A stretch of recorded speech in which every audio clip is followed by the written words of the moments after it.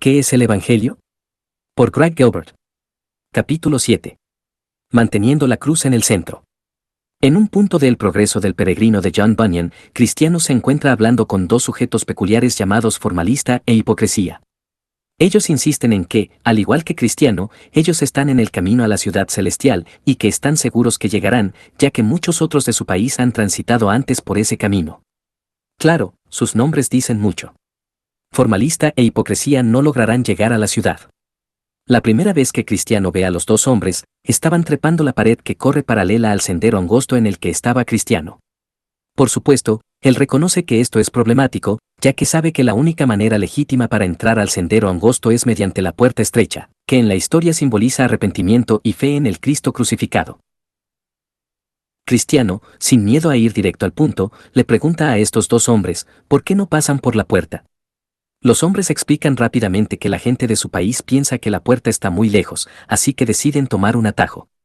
Además, dicen los hombres que, si logramos entrar al sendero, ¿qué importancia tiene cómo entramos? Si estamos dentro, estamos dentro. Tú estás en el sendero, y entraste por la puerta, nosotros estamos en el sendero, y escalamos la pared. Así que, ¿por qué va eso a significar que tú estás mejor que nosotros? Cristiano advierte a los hombres que el Señor de la ciudad ha decretado que todo aquel que entra en la ciudad celestial debe entrar por la puerta y les muestra un pergamino que recibió en el camino, el cual deberá ser presentado en la puerta de la ciudad para poder entrar. Me imagino, dice Cristiano, que les falta esto, ya que no entraron por la puerta. El punto de Bunyan es mostrar que el único camino a la salvación es a través de la puerta estrecha, esto es, a través del arrepentimiento y la fe. No es suficiente estar navegando por el sendero de la vida cristiana.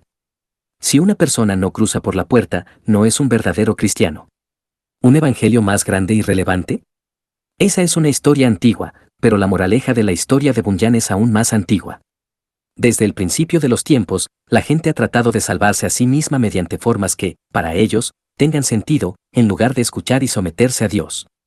Han tratado de descubrir nuevas formas de obtener la salvación, nuevas formas de obtener el Evangelio, sin entrar por la puerta estrecha, esto es, sin entrar por la cruz de Jesucristo. Eso sigue siendo verdad en nuestros días. De hecho, creo que uno de los peligros más grandes que enfrenta el cuerpo de Cristo hoy en día, es la tentación de presentar o articular el Evangelio de una manera que tenga en el centro otra cosa que no sea la muerte de Jesús en la cruz por los pecadores. La presión para hacer esto es enorme, y pareciera que se presenta en diferentes direcciones. Una de las fuentes primarias de presión es la idea cada vez más común de que el Evangelio de perdón de pecados a través de la sangre de Cristo no es lo suficientemente grande, no ataca problemas como la guerra, la opresión, la pobreza y la injusticia, y en realidad, como lo dijo un autor, no es tan importante cuando queremos resolver los problemas reales del mundo. Ahora bien, creo que esa acusación es completamente falsa. Desde la raíz, todos esos problemas son el resultado del pecado del hombre, y es ingenuo pensar que con un poco más de activismo, o un poco más de preocupación, o un poco más de vivir la vida como la vivió Jesús, podremos resolver esos problemas. No, es solamente la cruz que termina una vez y para siempre con el pecado, y es la cruz la que hace posible que los humanos sean incluidos en el reino perfecto de Dios. No obstante, la presión de encontrar un evangelio más grande y más relevante pareciera haber cautivado a mucha gente. Una y otra vez, en libro tras libro, vemos descripciones del Evangelio que terminan relegando la cruz a una posición secundaria. En vez de ello vemos que el corazón del Evangelio es que Dios está rehaciendo el mundo, o que ha prometido un reino en el que todo será puesto en orden, o que nos está llamado a unirnos a su plan de transformar nuestra cultura. Cualquiera sea el caso, el resultado es que una y otra vez, la muerte de Jesús por los pecadores es asumida, discriminada, o hasta, algunas veces deliberadamente, ignorada. 3 evangelios sustitutos. Esta descentralización de la cruz me parece que está ocurriendo sutilmente de maneras diferentes entre los cristianos evangélicos. En los últimos años, se han defendido algunos evangelios más grandes y mejores, y cada uno de ellos pareciera estar ganando un número significativo de seguidores. Sin embargo, en la medida que estos evangelios más grandes tienen algo diferente en el centro que no sea la cruz de Cristo, mi opinión es que realmente son menores al evangelio, o más bien ni siquiera son el evangelio. Déjenme darles 3 ejemplos de esto. Jesús es Señor no es el Evangelio. Uno de los evangelios más grandes que tienen más popularidad es la declaración de que las buenas nuevas son simplemente la proclamación de que Jesús es Señor. Parecido a un heraldo que entra en la ciudad y declara, César es Señor, los cristianos deben de anunciar las buenas nuevas de que Jesús es quien reina, y que está en proceso de reconciliar al mundo entero consigo mismo y de traerlo bajo sus pies. Claro, la declaración de que Jesús es Señor es una verdad magnífica y absoluta. Y esa declaración del señorío de Jesús es esencial para entender el mensaje del Evangelio. Por eso Pablo dice en Romanos 10:9 que la persona que confiese que Jesús es el Señor será salvo, y en 1 Corintios 12:3 dice que es solamente a través del Espíritu de Dios que una persona puede afirmar esa verdad. Pero seguro que no es correcto decir que la declaración Jesús es Señor es la suma y la substancia completa de las buenas nuevas cristianas. Ya hemos visto cómo los cristianos primitivos decían mucho más que eso cuando proclamaban el Evangelio. Sí, en Hechos 2, Pedro predicó, sepa, pues, ciertísimamente toda la casa de Israel, que a este Jesús a quien vosotros crucificasteis, Dios le ha hecho Señor y Cristo, versículo 36. Pero antes y después de esa afirmación existe una explicación extensa de lo que significa el señorío de Jesús. Significa que este Señor había sido crucificado, enterrado y resucitado, y también significaba que su muerte y resurrección habían logrado, por encima de todo, el perdón de pecados de aquellos que se arrepienten y creen en Él. Pedro no solamente declaró que Jesús es Señor. Proclamó que este Señor había actuado a favor de su pueblo para salvarles de la ira de Dios en contra de su pecado. A estas alturas, debería ser obvio decir que Jesús es Señor no es realmente la buena noticia si no explicamos que Jesús no es solo Señor, sino también Salvador. El señorío implica el derecho de juzgar, y ya hemos visto que Dios juzgará el mal. Por lo tanto, la proclamación de que Jesús es Señor es una noticia terrible para el pecador en rebelión con Dios y su Mesías. Significa que su enemigo ha heredado el trono y está a punto de juzgarle por su rebelión contra él. Para que esas noticias sean buenas y no aterradoras, es necesario incluir una manera en que su rebelión sea perdonada, una forma para que sea reconciliado con aquel que es Señor. Eso es exactamente lo que vemos en el Nuevo Testamento, no solo que Jesús es Señor, sino que este Señor Jesús ha sido crucificado para que los pecadores sean perdonados y traídos al gozo de su reino venidero.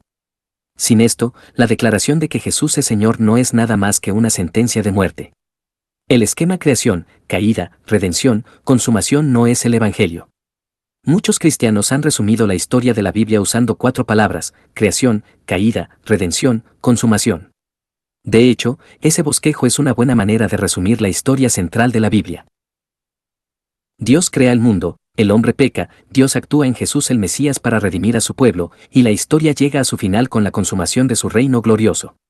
Desde Génesis hasta Apocalipsis, esa es una excelente forma de recordar la narrativa básica de la Biblia. De hecho, cuando lo entendemos y articulamos correctamente, el bosquejo creación, caída, redención, consumación provee una buena estructura para una presentación fiel del Evangelio bíblico. Sin embargo, el problema es que el esquema creación, caída, redención, consumación, ha sido mal utilizado por algunos, poniendo el énfasis del Evangelio en la promesa de Dios de renovar la tierra, en vez de hacer énfasis en la cruz. Es por eso que el Evangelio de la creación, caída, redención, consumación es presentado muchas veces de manera algo parecido a esta. El Evangelio es la noticia de que en el principio Dios creó el mundo y todo lo que hay en él. Originalmente era muy bueno, pero los seres humanos se rebelaron contra el reinado de Dios y causaron un caos en el mundo. Los humanos rompieron su relación con Dios, con los demás seres humanos, con ellos mismos y con su mundo. Sin embargo, después de la caída, Dios prometió enviar un rey que redimiría un pueblo a sí mismo y reconciliaría la creación con su Creador una vez más. La promesa empezó a ser cumplida con la venida del Señor Jesucristo, pero será finalmente completada, o consumada, cuando regrese el Rey Jesús. Claro, todo lo que dice este párrafo es verdad. Pero lo que escribí ahí no es el Evangelio. Así como la proclamación de que Jesús es Señor no son buenas noticias a menos que exista una manera de ser perdonados por nuestra rebelión contra Él, tampoco el hecho de que Dios está rehaciendo el mundo son buenas noticias a menos que estemos incluidos en ello. Por supuesto, que es correcto utilizar el esquema creación, caída, redención, consumación como una forma de explicar las buenas noticias del cristianismo. De hecho, las categorías creación y caída se alinean casi perfectamente con nuestras categorías de Dios y hombre. No obstante, el punto crucial es cuando se presenta la categoría redención. Aquí es donde debemos de tener cuidado en explicar la muerte y resurrección de Jesús y la respuesta que Dios demanda de los pecadores cuando presentemos el Evangelio. Si decimos meramente que Dios está redimiendo a un pueblo y está rehaciendo el mundo, pero no mencionamos cómo es que está haciendo eso, a través de la muerte y resurrección de Jesús, y cómo es que una persona puede ser incluida en esa redención, arrepintiéndose de su pecado y confiando en Jesús, entonces no hemos proclamado las buenas nuevas. Simplemente contamos la gran narrativa de la Biblia y dejamos a los pecadores por fuera. Transformar la cultura no es el Evangelio. La idea de ver transformada la cultura a través del trabajo de los cristianos pareciera haber capturado la mente de muchos evangélicos. Creo que esta es una meta noble, y también pienso que el esforzarse por resistir el mal en la sociedad, sea este personal o sistemático, es una idea bíblica. Pablo nos dice que hagamos bien a todos, y mayormente a los de la familia de la fe, Gálatas 6:10. Jesús nos dice que debemos de cuidar a nuestros vecinos, y esto incluye a los que no son creyentes, Lucas 10:25-27. Y también nos dijo, así alumbre vuestra luz delante de los hombres, para que vean vuestras buenas obras, y glorifiquen a vuestro Padre que está en los cielos, Mateo 5:16. Sin embargo, muchas personas preocupadas por transformar la sociedad van aún más allá, diciendo que el mandato de redimir la cultura está en la misma esencia de la historia bíblica. Argumentan que si Dios está ocupado rehaciendo el mundo, entonces es nuestra responsabilidad unirnos a su plan, juntando los materiales de construcción del reino, y haciendo grandes progresos en el establecimiento del reino de Dios en nuestros vecindarios, ciudades y naciones. Debemos hacer lo mismo que vemos que Dios está haciendo, nos dicen. Permítame dar un paso adelante y poner mis pensamientos sobre la mesa. Tengo algunas serias reservas bíblicas y teológicas en cuanto a este paradigma de transformar la cultura. No estoy convencido de que la Escritura se esfuerce en favorecer la posición de prioridad de transformar la cultura que tienen muchas de estas personas. Esto lo digo por varias razones. Primero, no creo que el mandato cultural del Génesis sea dado al pueblo de Dios como tal, creo que le es dado a la humanidad entera. Tampoco creo que la trayectoria general de la cultura humana, ya sea en la Biblia o en la historia, esté dirigida hacia Dios. Al contrario, creo que la trayectoria de la cultura humana se dirige hacia el juicio. Vea Apocalipsis 17-19. Así que creo que el optimismo de estas personas acerca de la posibilidad de cambiar el mundo es engañoso, y por ende, también es desalentador. No obstante, todo esto es una discusión bíblica teológica enorme, y no es mi intención principal hablar de ella. De hecho, creo que es posible ser una persona preocupada por transformar la cultura y al mismo tiempo estar comprometida en mantener la cruz de Jesús en el centro de la historia bíblica y de las buenas nuevas. Después de todo, es el pueblo perdonado y redimido de Dios quien será usado para lograr esta transformación, y el perdón y la redención solo se encuentran en la cruz. Mi preocupación más bien es algo que espero que mis amigos transformacionalistas estén de acuerdo con todo su corazón. Es el hecho de que entre muchos transformacionalistas es muy común que la redención cultural se convierta sutilmente en la gran promesa del Evangelio, el significado de la cruz, deliberadamente o no, es desplazado de esa posición. Esto se puede ver en libro tras libro que llaman a los cristianos a hacer un mayor énfasis en transformar la cultura. El mayor gozo se produce por la promesa de una cultura reformada en vez de la obra de Cristo en la cruz. La apelación más grande es que la gente se una a Dios en su trabajo de transformar el mundo, en vez de que se arrepientan y crean en Jesús. La línea histórica de la Biblia pareciera tener su eje en la nueva cultura, en vez de tenerlo en la muerte sustitutoria de Jesús. Y en el proceso, el cristianismo ya no se basa en la gracia y la fe, sino que se convierte en una religión banal que nos dice vive de esta manera, y transformaremos el mundo. Eso no es cristianismo, es moralismo. Tropezadero para unos, locura para otros. A final de cuentas, me pregunto si el impulso de quitar la cruz del centro del Evangelio tiene su origen en el simple hecho de que al mundo no le gusta la cruz. Algunos piensan que es un cuento de hadas ridículo, y otros piensan que es una mentira monstruosa. En realidad, esto no debería sorprendernos. Pablo nos dijo que ese sería el caso. Dijo que el mensaje de la cruz sería tropezadero para unos y locura para otros. Si le añadimos a esto el hecho de que realmente queremos que el Evangelio sea atractivo para el mundo, hemos creado una presión enorme para que los cristianos encuentren una manera de no hablar tanto de la religión de la cruz sangrante. Después de todo, queremos que la gente acepte el Evangelio, no que se burle, ¿no es verdad? Pero la verdad es que debemos aceptar que el mensaje de la cruz parecerá locura a los que están a nuestro alrededor. Hará que nosotros como cristianos pasemos por tontos, y sin duda frustrará nuestros intentos de relacionarnos con los incrédulos para probarles que somos iguales de buena onda e inofensivos como cualquiera. La verdad es que los cristianos siempre pueden hacerle pensar al mundo que son buena onda hasta que empiezan a hablar acerca del hombre crucificado que los salvó. Y ahí es donde dejamos de ser buena onda, sin importar lo mucho que hayamos invertido en nuestra reputación. Aún así, la Escritura es clara en que la cruz debe permanecer en el centro del Evangelio. No podemos hacerla a un lado, ni tampoco podemos reemplazarla con otra verdad que sustituya el corazón y el meollo de las buenas nuevas. Hacer eso es presentarle al mundo otra cosa que no salva, y por lo tanto, no son buenas noticias en lo absoluto. De hecho, la Biblia nos da una instrucción muy clara de cómo debemos responder ante cualquier presión de descentralizar la cruz del Evangelio. Debemos resistirla. Mire lo que dijo Pablo acerca de esto en Primera de Corintios. Sabía que el Evangelio de la cruz parecía una locura a los de su alrededor.